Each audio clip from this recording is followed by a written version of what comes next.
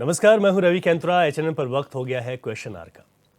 देश के 12 शहरों में केंद्र सरकार ने इंडस्ट्रियल स्मार्ट सिटी बनाने का फैसला लिया है, जिसमें उधम सिंह नगर का खुरपिया भी शामिल है। खुरपिया में 1000 एकड़ में इंडस्ट्रियल स्मार्ट सिटी का निर्माण होगा। दावा है कि इसमें करीब 75,000 से ज्यादा लोगों को रोजगार मिलेगा। सीएम धाम इसे प्रदेश की बड़ी उपलब्धि बता रहे हैं, साथ ही केंद्र सरकार का आभार भी जता रहे हैं। लेकिन विपक्ष का सवाल है, देहरादून को भी देश के उन 100 शहरों में शामिल किया गया था जिसे स्मार्ट बनना था, लेकिन हुआ कुछ नहीं। चर्चा करेंगे अपने मेहमानों के साथ, लेकिन पहले ये रिपोर्ट देखिए।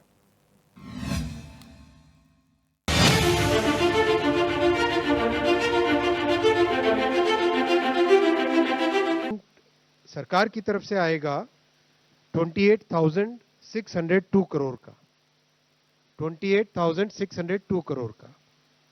और once these corridors and nodes are developed, उसमें इन्वेस्टमेंट पोटेंशियल है 1.5 लाख करोड़, 1,52,757 करोड़। और करीब करीब 10 लाख एम्प्लॉयमेंट का इसमें पोटेंशियल है। बहुत ही इंपॉर्टेंट प्रोजेक्ट्स हैं ये। इन प्रोजेक्ट्स की यहाँ पे डिटेलिंग आपके सामने रखी, मैं इंडिविजुअल प्रोजेक्ट्स का आपके सामने एक एक करके रखूंगा। एक तरीके से आप देखें तो there is a grand necklace around the entire country. देश के north, east, south, west, center हर हिस्से को कवर करते हुए ये प्रोजेक्ट्स हैं। और इसमें प्रोजेक्ट्स को डिजाइन करने के टाइम में, सेलेक्ट करने के टाइम में इस चीज का बहुत विशेष ध्यान रखा जाता है कि वहां पे ट्रंक ट्रांसपोर्ट इंफ्रास्ट्रक्चर होना चाहिए। जैसे फ्रेट कॉरिडोर है, जैसे एक्सप्रेसवेज है, इनके दोनों तरफ का जो एरिया है, इनको इंडस्ट्रियल कॉरिडोर और उसमें इंडस्ट्रियल नोड्स डेवलप करने का प्रोजेक्ट है। 1002 एकड़ में विकसित होगा इंडस्ट्रियल शहर। खुरपिया उत्तराखंड, ये 1000 एकड़ में बन रहा है। 1265 करोड़ रुपए की इसकी प्रोजेक्ट कॉस्ट होगी और करीब 6180 करोड़ का इस प्रोजेक्ट में इन्वेस्टमेंट आएगा। एम्प्लॉयमेंट पोटेंशियल 75,000 का है। फोकस ऑटोमोबाइल, ऑटो कंपोनेंट्स और इंजीनियरिंग एंड फैब्रिकेशन सेक्टर्स पे इसका रहेगा। सारे डिटेल्स हैं इसमें और ये सारी स्लाइड्स आपके साथ शेयर भी करेंगे, जिससे कि आप डेटा का प्रॉपर्ली भी उपयोग कर सके। मुख्यमंत्री धामी ने पीएम मोदी से की थी पैरवी।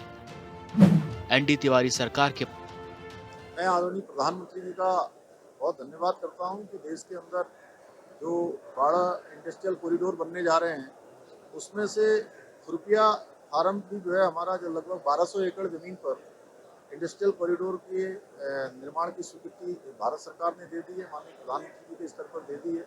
और लगातार हम आदरणीय प्रधानमंत्री जी से जब भी उनका दौरा होता था तो इस बारे में लगातार हम लोगों ने उनसे बात की थी और उन्होंने पहले ही हमको आश्वस्त किया था कि उत्तराखंड के अंदर एक कॉरिडोर खुलेगा। इससे जहां रोजगार की, जहां उद्योग तो आएंगे, लेकिन इसमें एक बड़े रोजगार की भी संभावना हमारे लिए रहेगी। एक बड़ा इन्वेस्टमेंट भी हमारे यहाँ आएगा और ये अपने आप में मैं समझता हूँ कि राज्य बनने के बाद सबसे बड़ा इन्वेस्टमेंट होगा वन टाइम का। बढ़ेंगे।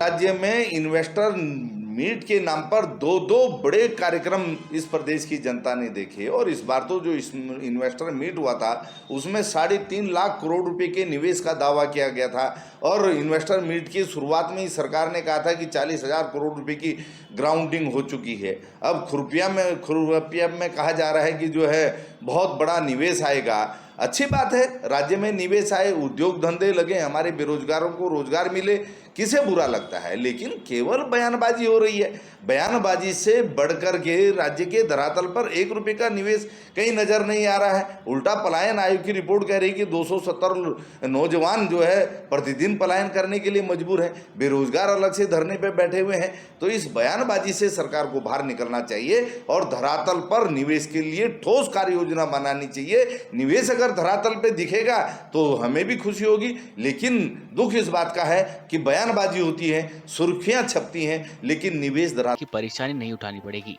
साथ ही राज्य व केंद्र में सिंगल विंडो क्लियरेंस के माध्यम से काम किए जाएंगे। ये भाजपा की करनी और कथनी में बड़ा अंतर है। भाजपा जो कहती है वो करती नहीं, जो करती है वो कहती नहीं।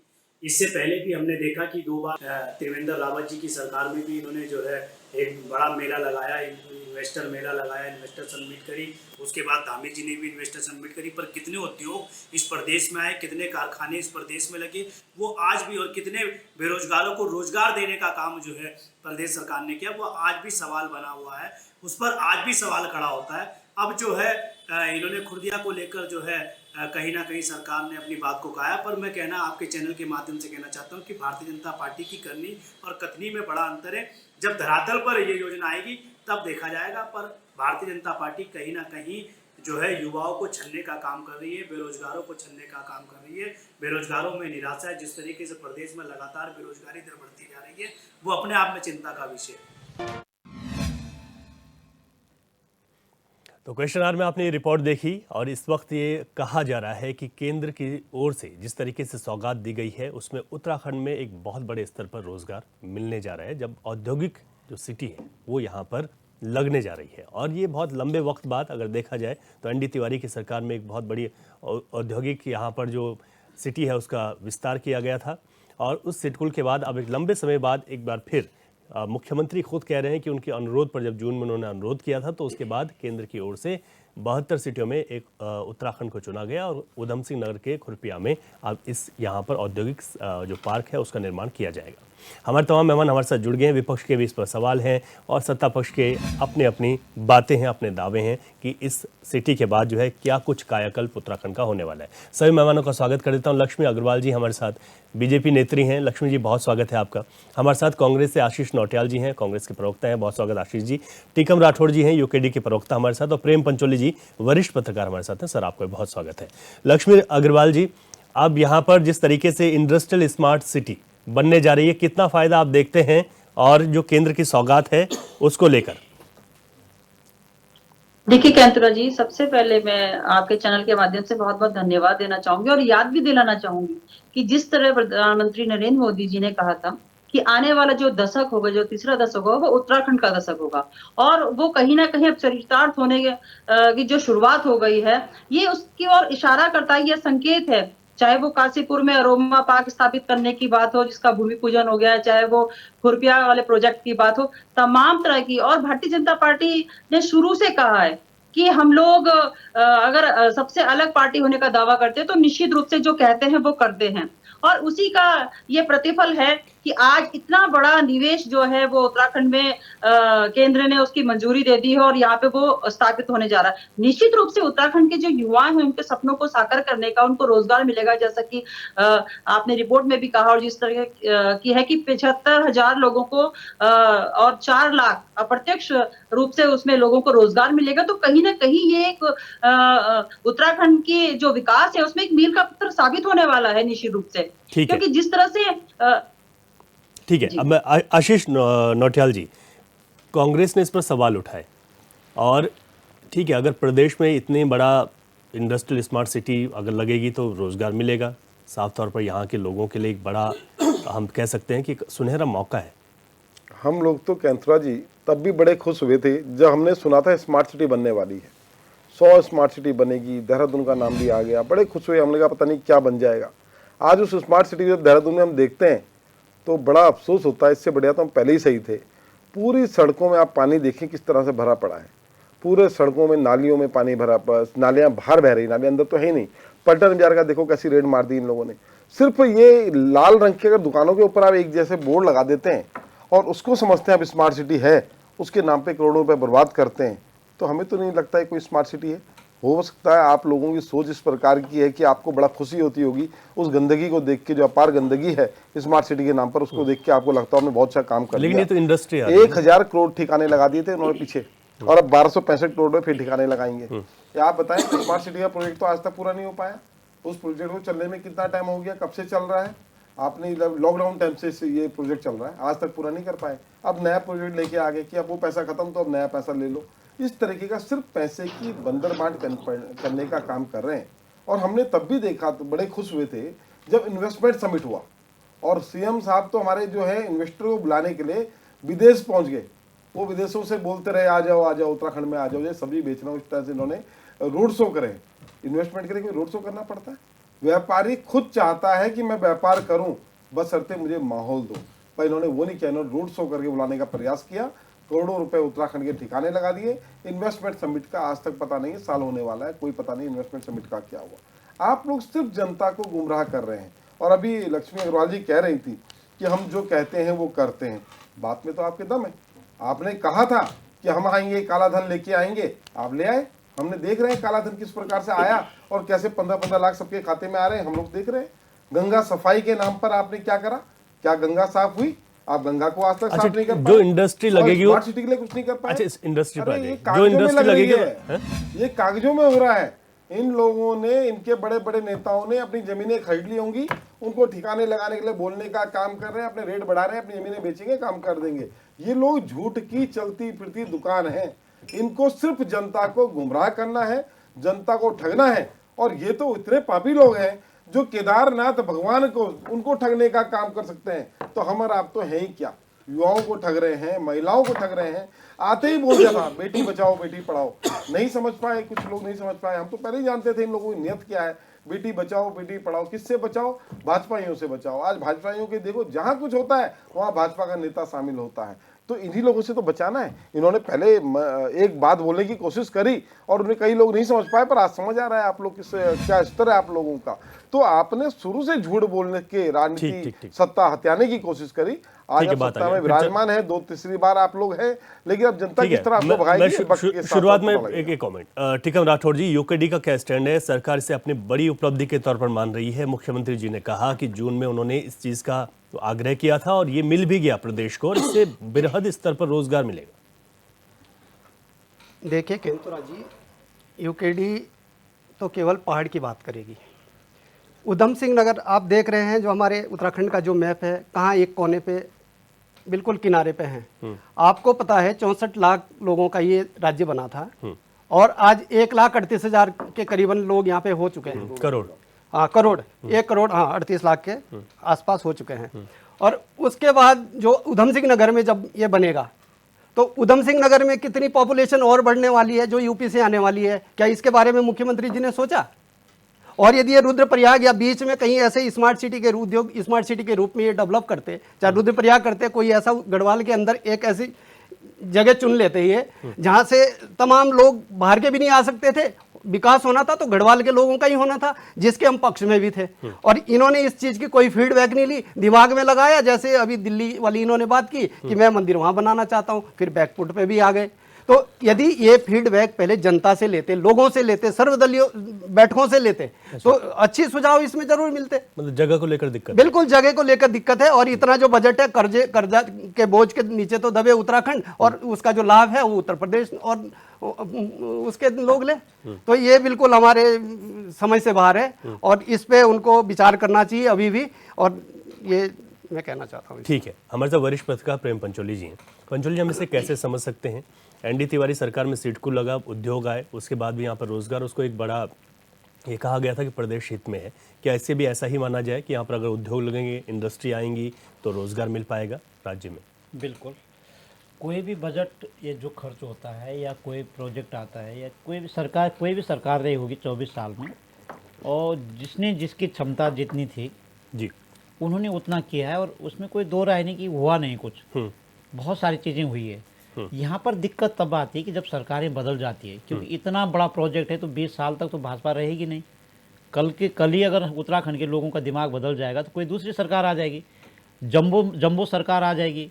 तो क्या होगा कि जो हमारे प्रदेश के जो मुखिया बनते हैं उनके दिमाग में बदले की भावना से काम करने की रहती है। दिक्कत यहाँ पर आती है, और दिक्कत कुछ नहीं, क्योंकि जितना बड़ा इन्वेस्टमेंट अगर उधम सिंह नगर के खुरपिया में किया जा रहा है तो स्वाभाविक तौर पे है कि हजारों लोगों को, इनके आंकड़े कभी कभी कम हो जाएंगे, ज़्यादा लोगों को नौकरी मिल सकती है, इसमें कोई दो राय नहीं है। लेकिन उसको कैसे करें?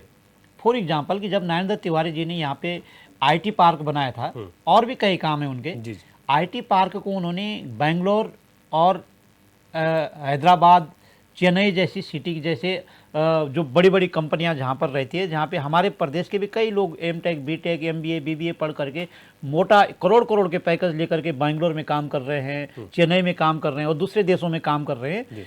उस कॉन्सेप्ट को लेकर के एनडी साहब ने आईटी पार्क की स्थापना यहाँ पे की थी। और आपको मैं बता दूं, आप चाहें तो कल अपने रिपोर्टर को वहाँ भेज सकते हैं। IT पार्क के अंदर 80% जमीन जो है बैंकों को बेच दी, जो उसके बाद की सरकारें आई। तो दिक्कत यहाँ पर है कि हम कैसे उसको इम्प्लीमेंट करें। जैसे यहाँ औद्योगिक क्षेत्र बने, सेलाकुई से लेकर के उधम सिंह नगर तक, जो पूरा वहाँ तक पूरा जो क्षेत्र है, हरिद्वार में भी है, जहाँ सिडकुल है, 70% नौकरी उत्तराखंडियों को मिलनी चाहिए थी, लेकिन अब तक नहीं मिली। 70 उल्टा हुआ, 30 भी नहीं हुई पूरी। अगर उसका आप सर्वे निकालेंगे, आप केस स्टडी करवाइए, हर हफ्ते एक केस स्टडी करवाइए, आपके सामने चित्र आ जाएगा कि वो उल्टा हुआ। 30% भी नहीं हुआ। अगर हम उसको ये कहते हैं कि उल्टा हुआ 30% तभी चलेगा। 30 से नीचे है उसका रेशो, जिन जिन लोगों ने काम किया है। और जिन लोगों ने काम किया, उस बात को बोलने की जिन्होंने उठाई हुई ताकत भी की, कि मैं हिम्मत की कि मैं इसको बताऊं, उनके आवाज़ को दबाने का भी पूरा प्रयास किया कि ताकि बात पोल की ढोल न खुले। तो इस प्रदेश में सबसे बड़ी समस्या ये है कि योजना आ रही है, पैसा आ रहा है, बजट आ रहा है, उसका इम्प्लीमेंट बहुत अच्छे तरीके से नहीं हो रहा। मतलब उसमें बहुत सारी चीज़ें हैं कि जो इम्प्लीमेंट करने वाले लोग हैं, उनके साथ जो पूरी कोर टीम है वो कौन है, सवाल उस पे जा रहा बार बार। माना जिसने स्मार्ट सिटी का डिजाइन किया होगा, उसने ऐसा बता दिया कि जितने नाले खाले जो भी हैं सीधा बंद कर दो। पैसे की कमी नहीं है। हमारे मिनिस्टर, हमारे विधायक, सब तमाम जो लोग हैं, सब यही कहते हैं पैसे की कमी नहीं। यहाँ तक कि 2 विधायकों को आना पड़ा कि काम गलत हो रहा है। जी। तो इम्प्लीमेंटेशन में बहुत दिक्कत आने वाली है। अच्छा हो कि उसकी तैयारी आज ही से कर दे, जैसे हमारे मुख्यमंत्री जी ने कहा है कि बहुत बड़ा काम होने वाला। बिल्कुल, हम तो स्वागत करते हैं, हमारे राज्य में ऐसा हो रहा है। बिल्कुल। एक तो उसका इम्प्लीमेंटेशन पे ध्यान देना होगा। दूसरा, जगह का चयन गलत हुआ कि जगह क्या होता है कि जो भी सीमाओं पे जो लोग रहते हैं ना, वो मूल भावनाओं के संकट में आ जाते हैं। वो लोग, उनकी जो मूल भावनाएं होती है, वो दोनों तरफ के जो प्रभावशाली रहता है सामने वाला सीमाओं पे, वही वहाँ पे कब्जा करता है। उदाहरण के लिए जब हम बॉर्डर की बात करते हैं, दूसरे देशों के बॉर्डर जो हमारे देश से लगे हुए हैं, मैं तो बॉर्डर का हूँ, मैं तो चाइना बॉर्डर का हूँ, मैं उत्तरकाशी का हूँ, और लेलांग कोपाम के बाद जो है चाइना लग जाता है। तो हम लोगों को पता है कि कैसे संकट से हम लोगों को झेलना पड़ा। ये तो बड़ा कारोबार है। कारोबार का मतलब ये है कि इसकी जगह और चेंज हो जानी चाहिए थी। बिल्कुल। एग्जाम्पल के लिए कि यदि राजधानी शिमला में बनाई गई, आप शिमला में जाएंगे, वहाँ का विधानसभा हाउस देखिए, आप वहाँ के विधायकों के घर देखिए, तो लगता है कि वो पहाड़ में जा रहे हैं। तो वो उसी भावना से काम करते हैं। वो एसी की बात नहीं करेगा उस समय जब पहाड़ में जाएगा, वो सेब की पेड़ की बात करेगा, कैश क्रॉप की बात करेगा, और अधिक से अधिक सर्विस क्लास की बात करेगा। लेकिन जब वो मैदान में आएगा तो उसको सबसे पहले एयर कंडीशन की बात करेगा, वो सबसे पहले उसको बिल्डिंग और दूसरी तरह की बात करेगा वो, क्योंकि वो माइंडसेट बदल जाता है। बिल्कुल बिल्कुल। तो हमें लगता है कि हमारे मुख्यमंत्री बहुत समझदार, इसमें कोई दो राय नहीं है। आपने बिल्कुल ठीक कहा कि ये बहुत महत्वपूर्ण, इसका स्वागत होना चाहिए जो राज्य में हो रहा है, लेकिन उसका जो इम्प्लीमेंटेशन है वो भी उस तरीके से हो, उसमें दिक्कत आने वाली है। इसलिए आज ही से उसकी तैयारी करनी चाहिए। अब जो हो गया सो हो गया। ठीक है। लक्ष्मी अग्रवाल जी, 2 चीजें आती हैं।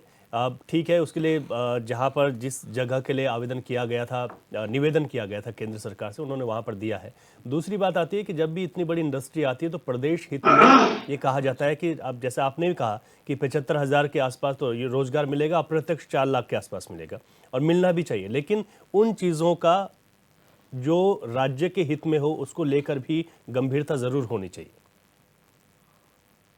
क्षेत्रों जी, आपकी बात का जवाब देने से पहले मैं कांग्रेस की प्रवक्ता की बात का जवाब देना चाहती हूँ, जो स्मार्ट सिटी पे सवाल उठा रहे थे। मैं पूछना चाहती हूँ कांग्रेस प्रवक्ता से कि आज से 10 से 15 साल पहले के आप देहरादून को देखिएगा जरा, आप जाके कभी देखिए गांधी पार्क में, आप जाके देखिए कभी परेड ग्राउंड में, कभी जाके देखिए, खाली बैठने से आप देखिए जिस तरह से स्मार्ट सिटी का काम प्रगति पे है। आप देखिए जगह जगह जब सड़कें, जब आप सीवर लाइन डालते हैं, तो मैं अभी कांग्रेस प्रवक्ता ही बताएं कि उसका प्रोसेस क्या है, क्योंकि जब सीवर लाइन डालते हैं और सड़कें खुदती हैं तो उसको कुछ टाइम के लिए छोड़ा जाता है ताकि जो बैठने वाली जगह है वो बैठ जाए, उसके बाद उसमें कच्चा होता है, उसके बाद उसमें डांबर किया जाता है। इसमें समय लगता है। स्मार्ट सिटी में ज्यादा हो जाएगा, मैं उनसे, क्योंकि आपके ही विधायकों ने धरना प्रदर्शन नहीं तक नहीं, देने, देखिए घंटाघर यही में तो बैठने तक की बात कही है उसमें। भारतीय जनता पार्टी की यही तो खूबसूरती है, यही तो खासियत है कि जब काम जनता के हित में हो तो हम अपनों के खिलाफ भी खड़े हो जाते हैं। काम हमें विकास का काम, हमें ये नहीं देख रहे कि हम कांग्रेस की तरह उल्टा चश्मा लगा के नहीं देखते हैं कि अगर सरकार कोई अच्छा भी काम करिए तभी उसमें नुक्स ही निकाले, उसको वाई वाई ना करे, उसको तारीफ ना करे। हम अगर हमारे लोग भी गलत करते तो हम उसकी आवाज उठाते हैं। ठीक है, तो ये तो साबित करता है इंडस्ट्रियल इसका। स्मार्ट सिटी को समझते हैं। जो सवाल उठे हैं जगह के चयन को लेकर, ठीक है, लेकिन ठीक है प्रदेश के भीतर कहीं पर भी होता है, लेकिन उसका इम्प्लीमेंटेशन की जो चीजें हुई हैं कैंत्रा जी, राज्य का हित हो उसमें। जी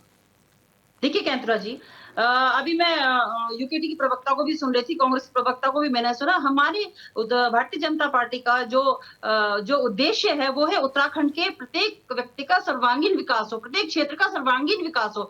वो चाहे आपका जौनसार बाबर क्षेत्र हो, चाहे आपका कुमाऊं मंडल हो, चाहे गढ़वाल मंडल हो, प्रत्येक क्षेत्र में और हर व्यक्ति को सुविधा का लाभ मिले, ऐसा भारतीय जनता पार्टी लेके चलती है उसको। तो ये क्षेत्र जो चयन हुआ है, देखिए पहाड़ों में भी माननीय मुख्यमंत्री जी ने छोटे छोटे कुटीर उद्योगों, चाहे वो सौर ऊर्जा के माध्यम से हो, तमाम तरह के उद्योग, अब होम स्टे की योजना देखिए सबसे ज्यादा उसमें हमारे पर्वतीय क्षेत्रों के लोगों को लाभ मिलता है। तो हर क्षेत्र के लिए हर तरह की योजनाएं बन रही है, इंप्लीमेंट हो रही है, उसका लाभ लोगों को मिल रहा है।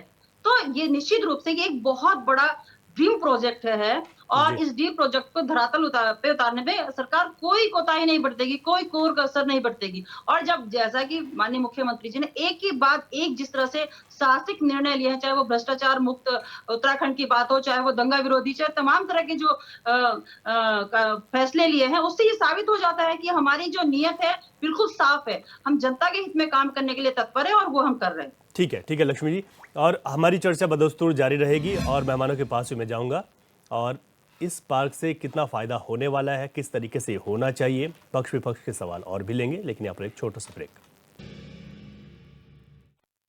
ब्रेक के बाद आपका स्वागत है। हमारे तमाम मेहमान हमारे साथ जुड़े हुए हैं। बात हम कर रहे हैं कि इंडस्ट्रियल स्मार्ट सिटी, जो औद्योगिक पार्क यहाँ पर लगने वाला है, औद्योगिक स्मार्ट सिटी लगने वाली है, उससे प्रदेश को कितना फायदा होने वाला है। सत्ता पक्ष का कहना है कि केंद्र की ओर से ये बड़ी सौगात है प्रदेश के लिए और इसे मानना भी चाहिए, लेकिन विपक्ष के भी अपने सवाल हैं। एक बार फिर अपने मेहमानों का रुख करता हूं। मैं अभी तक बात कर रहा था लक्ष्मी अग्रवाल जी से, उन्होंने बताया कि किस तरीके से यहाँ पर इन चीज़ों के आने के बाद प्रदेश में रोजगार मिलेगा और उन्होंने ये भी जिक्र किया कि जो भी भारतीय जनता पार्टी योजना ला रही है वो अंतिम छोर तक खड़े व्यक्ति तक के लिए भी जा रही हैं और हर एक क्षेत्र को उसमें कवर किया जा रहा है। पहाड़ की योजनाओं का भी जिक्र किया था। अब आशीष नौटियाल जी, आपने सवाल उठाया था कि किस तरीके से यहाँ पर इंडस्ट्रियल पार्क की बात की, लेकिन आप लोगों को यकीन नहीं है कि ये यहाँ पर सक्सेस हो पाएगा। ऐसा क्यों यकीन नहीं आपको? इसके लिए तमाम चीज़ें हो गई, केंद्रीय कैबिनेट ने बताया है, 3 साल का वक्त दे दिया है, हो जाएगा सब। देखें, अभी जाते जाते लक्ष्मी अग्रवाल जी ने एक बात कही थी कि हमारे धामी जी जो हैं इतने धाकड़ साहसी हैं कि वो दंगा विरोधी कानून भी ले आए। कल कोई मैं देख रहा था बंगाल के अंदर, दंगाई तो ये लोग हैं, कितने दंगे करे भाजपा वालों ने, कितने वहाँ पे बसें तोड़ दी, किस तरह से घटनाएं करी इन लोगों ने वहाँ जाके। मतलब दंगाई भी खुद हैं और दंगा विरोधी कानून, नकल खुद कराते हैं, नकल विरोधी कानून। अरे आप लोग खुद ही तो ये सब कुछ हो, जिस चीज के लिए आपने कानून लाया उसके मास्टरमाइंड तो आप हैं। आप उसके महिला सुरक्षा क्या बात कर रहे हो? महिला सुरक्षा की अंकिता हत्याकांड भूल गए उत्तराखंड का? ब्रिजभूषण भूल गए आप? कौन है ब्रिजभूषण? ब्रिजभूषण कौन है? अब पता लग गया ब्रिजभूषण के बारे में। अब ब्रिजभूषण बारे पता लग गया कि ब्रिजभूषण जो है आपका वो आदमी है, आपका वो चहिता है जो संसद में होना चाहिए, वो बाहर नहीं, वो जेल में नहीं होना चाहिए। ब्रिजभूषण को संसद में होना चाहिए। जो खिलाड़ियों को मारता है, खिलाड़ियों के साथ जो बदसलूकी करता है, उसकी स्थान जेल में नहीं, वो संसद में चाहिए आपको। वो कानून बनाएगा महिलाओं के लिए। अरे पहले आप एक महिला है, महिलाओं की बात करें, क्या हालत कर रखी है। अभी मैं देख रहा था इनके भाजपा प्रकोष्ठ का ओबीसी का अध्यक्ष वो पकड़ा गया। अरे सारे भाजपा के लोग ऐसे दरिंदे हैं, देश का क्या हाल बना दिया, महिलाओं के ऊपर अत्याचार कर रहे हैं। शर्म आनी चाहिए इन लोगों को। खुद नकल कराते हैं, खुद नकल विरोधी कानून लाते हैं। देखो ना आप, नहीं आप देखो ना, नकल किसने कराई थी? नकल किसने कराई थी? भाजपा ने। नकल किसने कराई थी? हाकम सिंह ने। हाकम सिंह कौन है? त्रिवेंद्र जी का आदमी। और आप कह रहे हो नकल विरोधी कानून ले आए, खुद विधानसभा में भर्ती करा रहे हो, अब कह रहे हो जी विधानसभा से। अरे क्या करोगे आप? कितने स्तर तक गिरेगी भारतीय जनता पार्टी? भारतीय जनता पार्टी नीचता के हर स्तर पर गिर चुकी है। भारतीय जनता पार्टी नीचता के हर स्तर पर गिर चुकी है। अब टॉपिक पर महिलाओं के साथ अन्याय, युवाओं के साथ अन्याय। ठीक है आशीष जी, हमारी महिला नेत्री को मार दिया। आशीष जी और शर्म आनी चाहिए आप लोगों को। ठीक है, अब एक मिनट, टॉपिक पे आ जाते हैं। मैं ये कह रहा हूं कि अगर इतना बड़ा इंडस्ट्रियल स्मार्ट सिटी यहाँ पर लगने जा रहा है आशीष जी, तो इससे तो प्रदेश को फायदा होगा ना, इस बात को तो आप मानेंगे। आप लोगों को मतलब कैंथरा दिक्कत उस पॉइंट पर आइए कि आपको क्यों लगता है ऐसा कि ये क्यों लगता है, यही तो बता रहा हूँ मैं आपको। हाँ, तो आपको वही तो बताया मैंने। हाँ। जो महिला विरोधी, जो महिलाओं के साथ कह रहे हैं हम कानून ला रहे हैं, वो खुद महिला विरोधी, इन्हें वो टॉपिक खुद समझा महिलाओं के दीजिएगा, साथ टॉपिक जो समझा दीजिएगा। जो नकल करा रहा है, हम इन पे विश्वास करने का देखें कारण क्यों करें, लक्ष्य अग्रवाल जी, इन पे ठीक है। आखिर कारण क्यों, किस कारण विश्वास करें। ये लोग हैं, झूठे लोग हैं, इन्होंने झूठ बोल के सत्ता हत्याई है, कैसे विश्वास करें। जो कल तक प्रधानमंत्री जी बोलते थे कि 2 करोड़ रोजगार, 2 करोड़ रोजगार पर ईयर, उसके बाद कहते हैं पकौड़े तलना रोजगार है। अरे ये तो सब तल रहे थे पहले पकौड़े, इसको रोजगार मत कहो। गंगा सफाई के नाम पर आप पैसे खा गए, गाय माता के नाम पर पैसे खा गए, गाय काटने वाली कंपनी से पैसा खा गए आप लोग, इलेक्ट्रॉन बॉन्ड के माहिर हैं लोग। आशीष जी, अगर नारायण दत्त तिवारी जी की बात करें तो हम इस बात को तिवारी जी ने बोला नहीं करा है, भाजपा ये मानती है, बोलते हैं करते नहीं भाजपा भी है। मानती है, मेरा राज्य लूट रहा है, देश लूट रहा है, क्यों ना बोले। अब जो चीज आई है अभी तो उसकी शुरुआत होगी, उसके लिए समय भी निर्धारित अरे किया गया कैसे है। समय, हमने स्मार्ट सिटी देखी नहीं है क्या? स्मार्ट सिटी के विरोध में इनके नेता खुद नहीं उतरे क्या? हमने इनके सारे क्रियाकलाप देखे हुए हैं, इसलिए तो हम विरोध कर रहे हैं। ये कोई नए होते जिसको कभी ना देखा होता तो हम बोलते हाँ, तभी तो जनता ने देखा, तभी तो जनता ने आपको 5 साल दिए, फिर 5 साल दिए, फिर बड़ी मुश्किल से 5 साल और दे दिए, पर आप 1 साल में गिरेंगे कि 6 महीने में गिरेंगे, भरोसा नहीं है। तो जनता ने आपको देखा है, हमने देखा है, भाजपा की तानाशाही को हमने बहुत अच्छी तरह देखा है, इनके झूठ को देखा है। अच्छा, इनके काम देखो, अच्छा ठीक है, इनके कारनामे देखो। लक्ष्मी जी चुप हो गए, प्लीज आप देखिए, सरस्वती शिशु मंदिर आप भी हो जाएगी पढ़ाई का, आप सुनिए, सरस्वती शिशु मंदिर पढ़ाई करने की जगह है ना, पढ़ाई होनी चाहिए। ये वहां सदस्य अभियान चला रहे हैं अपना, क्या भाजपा का कार्यालय है? थत्यूड़ में सरस्वती शिशु मंदिर में इनका सदस्य कार्यक्रम चल रहा है। मुझे मैसेज आया लड़कों का वहां का कि भाई जी देखो, यहाँ पढ़ाई लिखाई छोड़ के यहाँ सदस्य कार्यक्रम चला रहे। अरे आपने कभी सोचा या सुना राजीव गांधी नवोदय विद्यालय में? मैं दिखाऊं आपको, अरे आप छोड़े उस चीज को, कांग्रेस की बात छोड़े आप। कांग्रेस का तो कांग्रेस पार्टी वो पार्टी है जिसने पढ़ा लिखा के आज लोगों को कांग्रेस पार्टी क्या है? कांग्रेस पार्टी क्या है? एक विचारधारा है, अच्छा कांग्रेस पार्टी है ठीक है, जिसने पेंशन दी और आप लोगों की जिन्होंने पेंशन छीनी, अब नई पेंशन लेके आ रहे। अरे कौन पूछ रहा आपकी पेंशन को? कौन पूछ रहा? किसने पूछा आपकी पेंशन को? अच्छी खासी पेंशन थी, ओल्ड पेंशन स्कीम। ये सोच है, यहाँ पर मुद्दा दूसरा है, उस चीज का विरोध कीजिए। अरे कांग्रेस पार्टी थी, बात कर लेंगे, कांग्रेस पार्टी थी जिसने बैंकों के राष्ट्रीयकरण करा, ये प्राइवेटीकरण कर रहे हैं और कह रहे कांग्रेस की। दोनों लोग चुप हो जाइए, ठीक है, देश को बढ़ाने की सोच रखो। ठीक है, हमारे साथ 2 लोग और भी हैं, 2 लोग और भी हैं हमारे साथ। टीकम राठौर जी, आप लक्ष्मी जी के सवाल पर जवाब दे रहे थे उस समय, आप जी बात पूरी मैं ये कीजिए। कह रहा था कि जब भारतीय जनता पार्टी इतनी संवेदनशील बन रही है और बजट भी ला रही है और बजट भी इनको मिलते जा रहा है, जो जहाँ इनकी अपनी सरकारें नहीं है, जिस राज्यों में वहाँ तो बजट नहीं जा रहा है, चिल्ला रहे थे हिमाचल ठीक है, वाले। हमारे प्रदेश के लिए तो मिल रहा है ना? हमारे प्रदेश के लिए यदि मिल रहा है तो सही जगह उसका इस्तेमाल क्यों नहीं हो रहा? अभी कॉरिडोर की इन्होंने बात कहा कि हरिद्वार में, अरे पूरा शहर तो पटा हुआ है वहाँ पुलों से, अब क्या जरूरत है वहाँ? आप देवप्रयाग में यदि कॉरिडोर बनवाते तो वहाँ कई सैकड़ों पट्टियों को हम जोड़ सकते थे जहाँ से हमें रोजगार मिलता। उसके बाद हमारा केदारनाथ वाला मार्ग है, वो हमेशा 15 किलोमीटर का मार्ग हमेशा टूटता रहता है, वो वहाँ क्योंकि स्थिति ऐसी है। तो यदि वहाँ पे भी ऐसा फ्लाईओवर बनाया जाता 19 किलोमीटर का, तो बिल्कुल उसमें भी हमें बहुत आसानी होती। ये बजट सही जगह नहीं लगाते। और बजट ये देखो, अभी आपने देखा होगा पिछली बार ये क्या बोलते हैं, रायपुर वाला जो पुल टूटा था 2018 में बना और 2.5 साल के अंदर टूट गया वो है। फिर हमने यहाँ ये जो इनके जो निर्माणकर्ता संस्था थी, इनसे बात की, इनके चीफ से। मैंने कहा भाई वो क्यूब दिखाओ तुम, जो तुम्हारे टेस्टिंग क्यूब लिए होंगे आप लोगों ने, तो उसको उन्होंने कोई उन पे वही नहीं ले रखा है, कोई अनुभव ही नहीं है। जो ब्लैक लिस्टर था गाजियाबाद से, उस ठेकेदार को तो ये ठेका दे रहे हैं। तो ऐसे ही यही नहीं रुक रहा इनका सिलसिला, ये सिलसिला पूरे उत्तराखंड में ये बाहर के लोगों को ला रहे हैं यहाँ पे। अभी ये आपकी ये शोभा वाली ये प्रेमनगर वाली जो रोड बनी 4 लेन वाली, इसमें भी सारे आपके उत्तर प्रदेश के हैं, कोई बाहर का है इससे भी। तो क्या ये दर्शाता है? मैं ये पूछना चाहता हूँ, यही जो इन्होंने कहा ना, जो निवेश के लिए इन्होंने, अब मैं इस पे बात करता हूँ, निवेश के लिए इन्होंने कहा है 6180 करोड़ निवेशक मतलब इसमें यहाँ आने वाले हैं, इतना इसमें वो उम्मीद लगा रहे हैं कि इतना वो आ सकता है। तो क्या उत्तराखंड के भी कोई ऐसे उद्योगपति नहीं है? क्या आपने उनसे मीटिंगें की? सोच पॉजिटिव रखो ना, हम ये कह रहे हैं सोच पॉजिटिव रखो। जब आप बजट ला रहे हैं, और बजट भी ऐसे तो है नहीं कि मुख्यमंत्री जी को कोई केंद्र सरकार ने अतिरिक्त ऐसे बजट दे दिया, भाई कर्जा तो फिर भी वो पड़ ही रहा है, वो हमारे पूरे उत्तराखंड के लोगों पे बढ़ रहा है। तो हम ये कहना चाहते हैं कि जब कर्जे का भुगतान हम लोगों के माथे आ रहा है तो आप योजनाओं को इम्प्लीमेंट करने से पहले ये फीडबैक सही रूप से क्यों नहीं ले रहे उत्तराखंड ठीक है, मैं से? जवाब ले रहा हूँ। लक्ष्मी जवाब दे दीजिएगा। जो मैं समझाऊं, उनका ये कहना है कि जो उत्तराखंड के जो उद्योगपति हैं उनको ज्यादा प्रायोरिटी इसमें मिले, हालांकि सरकार की ओर से सिंगल विंडो सिस्टम भी इस वक्त लागू किया गया है।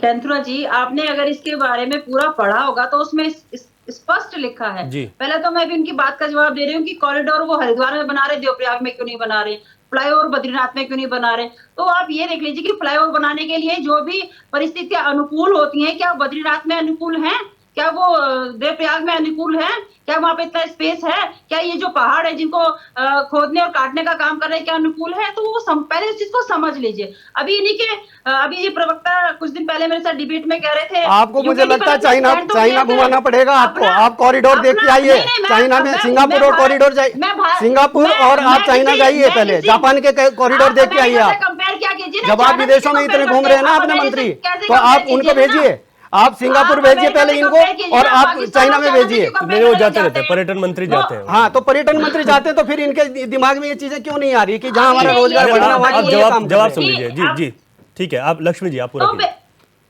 तो मैं यही कह रही हूँ कि जो परिस्थितियां मैंने कहा ना कि भारतीय जनता पार्टी किसी एक पर्टिकुलर क्षेत्र का विकास नहीं कर रही है।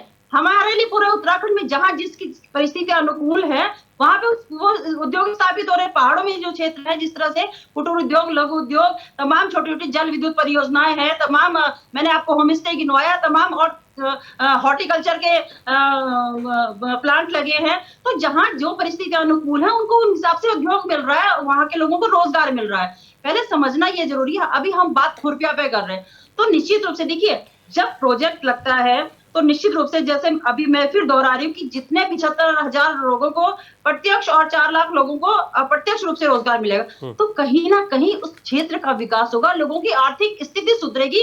तो देखिए जब एक व्यक्ति अपने घर में पैसा के उसमें पैसा आता है, निश्चित रूप से उसका रहन सहन, उसका जीवन स्तर बढ़ता है। तो कहीं ना कहीं आसपास भी इस चीज का प्रभाव पड़ता है। ठीक है, तो रोजगार के बहुत सारे अवसर खुलते हैं। ठीक है, प्रेम पंचोली जी, रोजगार के अवसर, ठीक है लक्ष्मी जी, प्रेम पंचोली जी, रोजगार के अवसरों की बात हो रही है। हमें ये चीज़ माननी भी चाहिए कि अगर कोई इतनी बड़ी इंडस्ट्री लगेगी तो रोजगार मिलेगा, लेकिन उसमें उत्तराखंड के जो हित हैं, जो यहाँ के जो जिनका अधिकार है वो प्रभावित ना हो, इस बात को लेकर ही चिंता है विपक्ष की भी, और यूकेडी भी इस बात को कर रही थी। नहीं, रोजगार मिलता है, ऐसा नहीं कि रोजगार नहीं मिला जी। दिक्कत कहाँ आती है, ये बहुत टेक्निकल समस्या है जिसको हमारे जो आका है, हमारे जो माननीय हैं, उनके समझ में और वहाँ तक बात जाती नहीं। एक्चुअली मैं 1 महीने तक रुद्रपुर रहा और मैंने सोचा कि मैं इंडस्ट्रियल एरिया में जाऊँ, क्या मामला है, जरा पहाड़ के नौजवान क्या कर रहे हैं वहाँ पे। सेलाकुई तो हमारे बगल में हमने देखा हुआ है। तो जो बड़ी कंपनियां हैं, जो बड़ी फैक्ट्रियां हैं, कारखाने हैं, वो रुद्रपुर में ज़्यादा है। सेलाकुई में बहुत मिडिल क्लास के हैं जी।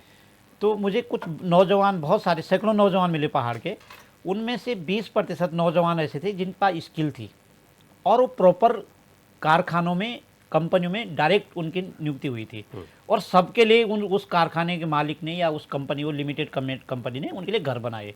मुझे उनको देख के बड़ा अच्छा लगा कि ऐसा नहीं है, उनका जीवन में सुधार आया, उनकी फैमिली वहाँ रह रही, घर है। और कई लोगों ने बोला भाई साहब जब एक रिटायर हो जाएंगे इस मकान को बेच करके देहरादून चले जाएंगे, घर चले जाएंगे अपने, तो एक रकम उनके पास होगी जी। ये सुखद पल है, ऐसा नहीं कि कुछ नहीं हुआ है। हाँ। लेकिन 80% नौजवान हमारे जो वहाँ पे धक्के खा रहे थे वो ठेकेदार के थ्रू नहीं थे। ठेकेदार के बाद एक दूसरा ठेकेदार है, पेटी ठेकेदार के थ्रू नौकरी लगे हुए थे। यहाँ पर हमको अपनी पॉलिसी में ध्यान वाच करना है कि हम पहाड़ के नौजवानों को, क्योंकि हम सर्विस क्लास के लोग हैं, हमारे यहाँ बहुत ज़्यादा ज़मीन नहीं कि क्विंटलों और हजारों क्विंटल कुछ हो रहा है और उसको हम बेच रहे हैं, इतना नहीं है। तो हमें ये ध्यान देना है कि हमने उनकी स्किल के लिए काम करना है। एक तरफ हम औद्योगिकरण कर रहे हैं, दूसरी तरफ हम पहाड़ के नौजवानों को अगर रोजगार देंगे तो उनकी स्किल को भी बढ़ाना पड़ेगा। मतलब तरह तरह की स्किल उनकी बढ़ानी पड़ेगी ताकि उनको सीधा कारखाने में जो स्किल उसकी होगी उस स्किल के अनुसार उसको नौकरी मिलेगी। तो ये बड़ा कंफ्यूजन रहता बार बार कि बहुत महत्वपूर्ण, सरकार भी इसका जवाब नहीं दे सकती। फिर अगर किसी ने पूछ लिया 70% कहाँ है तो गोल मोल जवाब आ जाता है। अगर कोई जानना भी चाहे तो लड़ाई भी लड़ना चाहे उसका मौन, फिर वो पॉलिटिकल इशू हो जाता है और पॉलिटिकल इशू के मामले अगर बन जाता है तो मामला खत्म हो जाता है। आज हमारे पास गुंजाइश है कि अगर हम इतना बड़ा इन्वेस्टमेंट खुरपिया में करने जा रहे हैं तो हमें तैयारी, पूर्व तैयारी होनी चाहिए। जैसे औद्योगिक क्षेत्र जो पहले बना एनडी तिवारी के जमाने, हमने उसकी पूर्व तैयारी नहीं की। मुझे ऐसा लगता, तब हम लोग बहुत एक्टिव नहीं थे। 2002-3 में पत्रकारिता करते थे, और लेकिन पत्रकारिता की खबर लिखी, कहानी खत्म। अब हमने सीखा है कि हम लोग पूर्व तैयारी नहीं करते, इसलिए हम लोग मार खा जाते हैं। मैंने अभी 20% नौजवानों की कहानी बताई, उनको देख के ऐसा लगता है रवि जी कि वाह, हमारे राज्य में राज्य बनने के बाद हमें कुछ मिला है। बिल्कुल आप ठीक कह रहे हैं। प्राइवेट कारखानों में जो प्राइवेट नौकरियां करते हैं, गवर्नमेंट की नौकरियों में तो सब चीजें पोल की ढोल खुल रही है, कौन क्या कर रहा है, कौन कुछ क्या कर रहा है। वैसे सेलाकुई में जब हम कभी, हमारा वो रास्ता है एक्चुअली, हम जब कभी मटर बेचने, गांव में जब मटर उगाते, मटर बेचने आते, तो सेलाकुई में ऐसे 2-3 पेड़ रहते थे, गर्मी में वहां बैठ जाते थे और फिर कुछ नहीं था। लेकिन जब वहां इंडस्ट्रियल एरिया बना ना, शाम को भाई साहब इतना जाम लग जाता है, सारे पहाड़ के नौजवान नवयुवतियां वहां पर काम पे लगे हुए हैं जी। और परिवार के 4-4, 5-5 जने काम लगे हुए, लेकिन उनकी सैलरी आप जब देखेंगे ना, बहुत कम है जी। मैंने उनको पूछा क्यों है, उन्होंने कहा कि हम फलाने के थ्रू लगे हुए हैं। अब फलाने के बारे में हमने पूछा ये कौन है, तो एक रोजगार देने वाली एजेंसी है, और जो रोजगार देने वाली एजेंसी है वो बड़े मुद्रा राक्षस वाली एजेंसी से संपर्क करता है। वो भी डायरेक्ट संपर्क नहीं कर पा रहा। जो उत्तराखंड के नौजवानों ने एजेंसी खोल रखी है वहां पे नौकरी देने के लिए, उसके आगे एक बड़ा मुद्रा राक्षस है। मतलब मेरा शब्द उसको गलत लग रहा होगा, लेकिन मुद्रा राक्षस मैं इसलिए कह रहा हूं, मैं उत्तराखंडी हूं, और वो मुद्रा राक्षस पता नहीं कौन है। तो ये ध्यान देने की जरूरत है कि उस मुद्रा राक्षस को से नहीं, अगर वो एजेंसी नौकरी देने के लिए खुली है तो डायरेक्ट कारखाने से उसके संपर्क हो। कुछ चीजों पे ध्यान देना पड़ेगा। अब जिसके पास स्किल नहीं उसको नौकरी कैसे मिलेगी, तो हमें स्किल पे ध्यान देना पड़ेगा। हमारे पहाड़ में जितने ITI खुले हुए हैं उनमें सारे ट्रेड शुरू करने पड़ेंगे, ताकि पहाड़ के नौजवानों को हर ट्रेड में वो आगे आएँ, कंप्यूटर साइंस में आगे आएँ, तरह तरह की जो तकनीकी ज्ञान है हम लोगों का उसमें आगे आएँ, तो हमारे जितने भी इंडस्ट्रियल एरिया वहाँ उनको काम मिलेगा। यानी ये बहुत महत्वपूर्ण है कि जो स्किल डेवलपमेंट है उस पर भी ध्यान देने की जरूरत, ताकि जो आज चल रहा है, जो आपने हकीकत बताई, और 2-3 महीने का डिप्लोमेटिक कोर्स नहीं होना चाहिए। प्रॉपर जैसे पढ़ के आते हैं, अगर वो मैकेनिकल है तो प्रॉपर मैकेनिकल ही होने चाहिए, अगर वो इंजीनियर है तो इंजीनियर होना चाहिए। दिक्कत वहाँ पर आती है, मैं फिर से एक बार उदाहरण देता हूँ कि हमारे उत्तराखंड के एक गौड़ साहब हैं जिनके बम्बई में बहुत बड़ा कारखाना है। उन्होंने कहा कि मैं सेलाकुई में भी एक केमिकल का कारखाना लगाना चाह रहे थे। वो आज तक भाई साहब 7 साल हो गए, आज तक उनको एक क्लियरेंस होती है सरकार की तरफ से ना, उसको नहीं मिल रही है। और जो दूसरे जगह से वहाँ पर जो कारखाना का मालिक आ रखा है उसको पता नहीं कैसे मिल गई है। बिल्कुल, ये महत्वपूर्ण तो ये तकनीकी चीजें हैं, इसको सुधारने की जरूरत है। मुझे लगता है कि हमारे मुख्यमंत्री बहुत वास करते हैं, सीधा लोगों से भी मिलते हैं। कई मैं उनका जो देखता हूँ ना, मुझे उनको देखने में बड़ा अच्छा लगता है। हो सकता है लोगों के मतभेद हो, मनभेद हो उनसे, मुझे उनकी एक्टिविटीज में बहुत अच्छा लगता है कि वो जहां भी जाते हैं सीधा डायरेक्ट मिलते हैं लोगों से। ठीक है, तो वो अच्छा करेंगे, इतना तो हमें भरोसा है। ठीक है लक्ष्मण अग्रवाल जी, देखिए मुख्यमंत्री की सिंपलिसिटी पर बात है कि ठीक है वो मिलते अच्छा करेंगे, और मुझे लगता है कि ये जो चीज़ें हैं ये बहुत छोटी चीज़ें सुनने में ज़रूर लगती हैं, लेकिन हकीकत में किसी युवाओं के भविष्य और उसके परिवार से जुड़ी भी हैं कि जब बड़ी इंडस्ट्री हमारे पास है तो यहाँ के युवाओं को भी वहाँ पर मिल सके। इन पॉलिसी पर, स्किल्स पर जो बात आई है उस पर गवर्नमेंट किस तरीके से आगे बढ़ रही है? देखिए कैंथुरा जी, निश्चित रूप से माननीय मुख्यमंत्री जी पुष्कर सिंह धामी जी जिस तरह से काम कर रहे हैं, और सब चाहे वो महिला हो, युवा हो, तमाम लोगों को साथ में लेकर जिस तरह से नीतियां बना रहे हैं, उनको धरातल पे उतार रहे हैं, निश्चित रूप से हमारा जो उत्तराखंड है वो विकास की पथ की ओर अग्रसर है। और जहां तक अभी बात सुन रही थी, उन्होंने बहुत सही कहा कि देखिए तमाम सरकारी जो संस्थान है खुले हुए स्किल डेवलपमेंट के लिए, चाहे पॉलिटेक्निक हो, चाहे ITI हो, तमाम तरह के जो है वो स्किल डेवलपमेंट के लिए हैं, और सरकार इस और विशेष ध्यान भी दे रही है।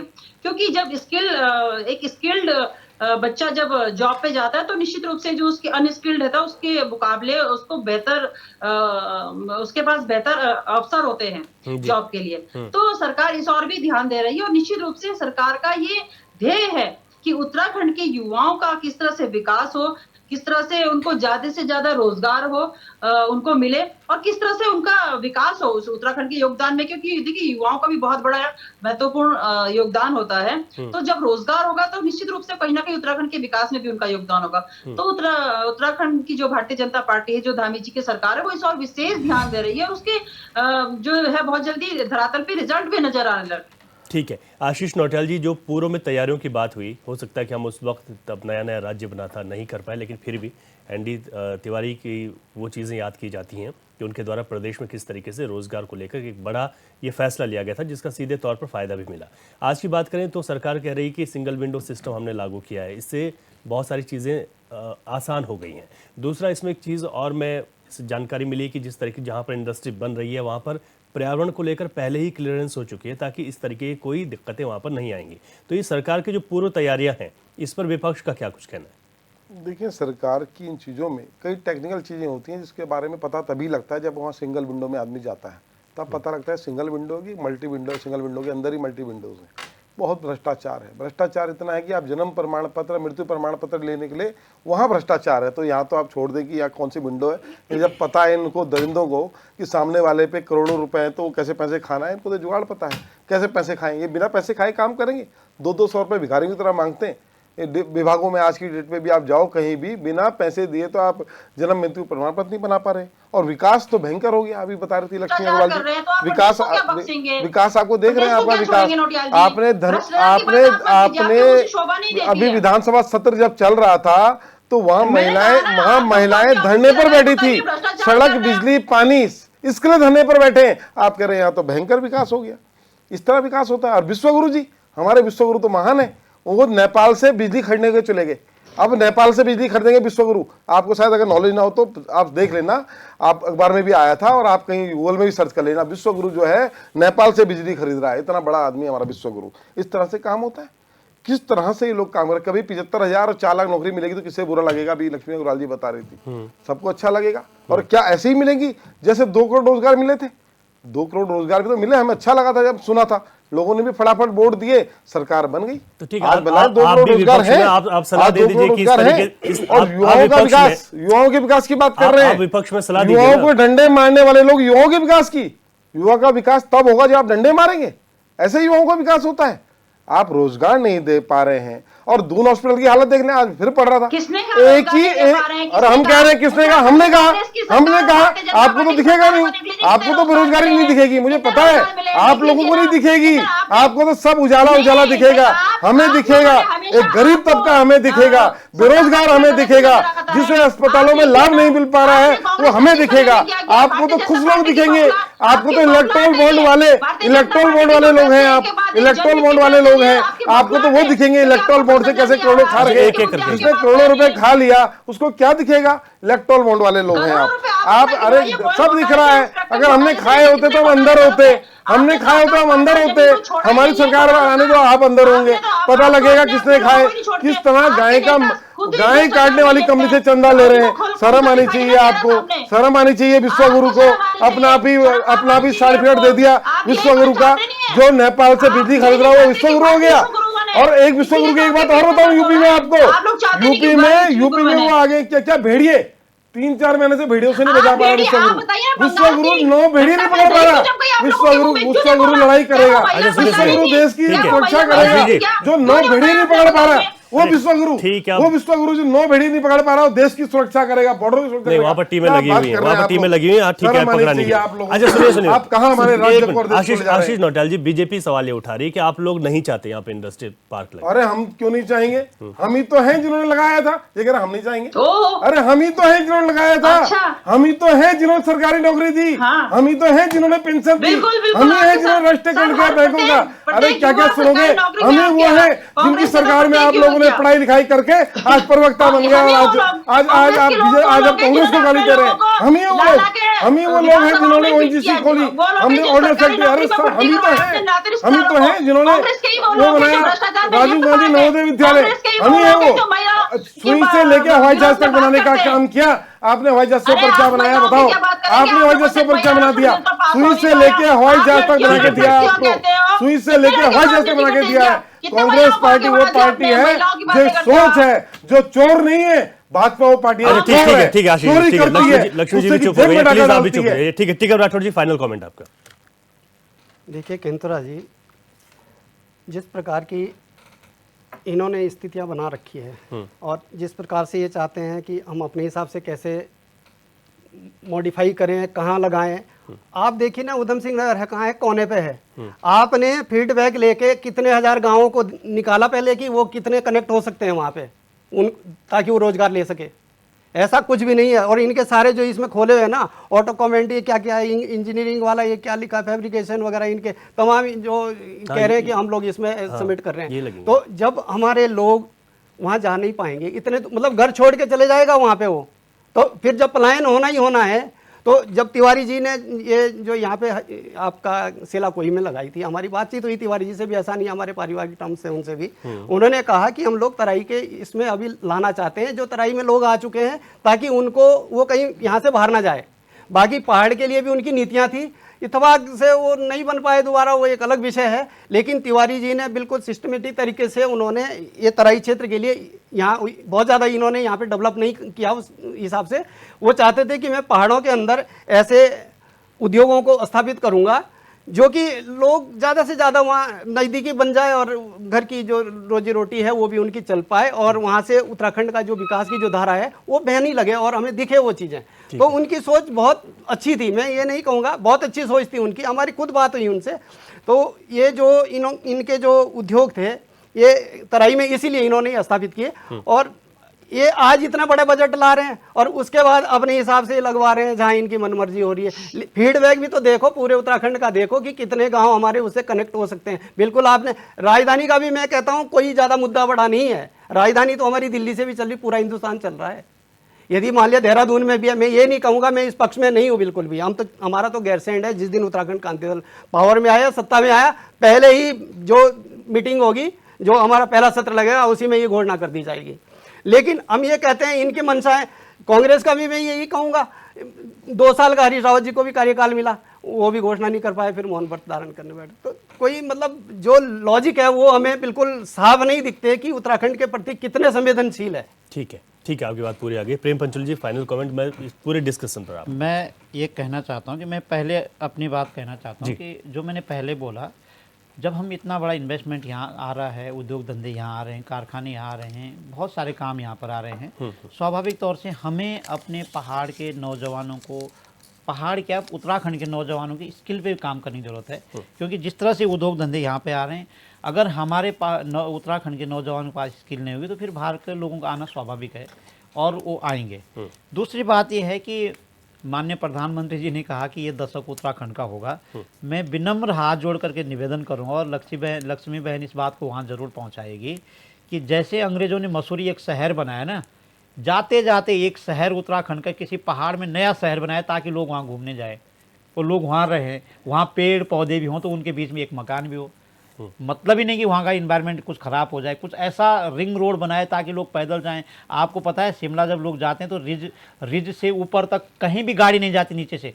रात को एक IAS ऑफिसर जो होगा, जो वहाँ DC बोलते हैं, डिस्ट्रिक्ट कलेक्टर जो होगा, वही जा पाएगा, और किसी भी गाड़ी अलाउ नहीं जाने के लिए। तो वहाँ का इन्वायरमेंट इसलिए अच्छा है। तो ऐसा एक शहर हम पहाड़ में चाहते हैं, और मैं तो चाहता हूँ कि मेरी बात वहाँ तक पहुँचे ताकि उत्तराखंड में एक नया शहर बने और उसका नाम अपने आप ही आएगा। आदमी सैकड़ों साल तक उसको याद करेंगे, उनको याद करेंगे। बिल्कुल, ये उनके जो दशक है उस दशक में जुड़ना चाहिए। बिल्कुल बिल्कुल ठीक है आपने, और समय इजाजत नहीं दे रहा आगे बढ़ने के लिए। मैं सब मेहमानों को शुक्रिया करूंगा। लक्ष्मी जी आपका बहुत शुक्रिया, आशीष नौटियाल जी आपका बहुत शुक्रिया, टिकम राठौड़ जी और वरिष्ठ पत्रकार हमारे साथ प्रेम पंचोली जी, आपका बहुत शुक्रिया चर्चा में भाग लेने के लिए।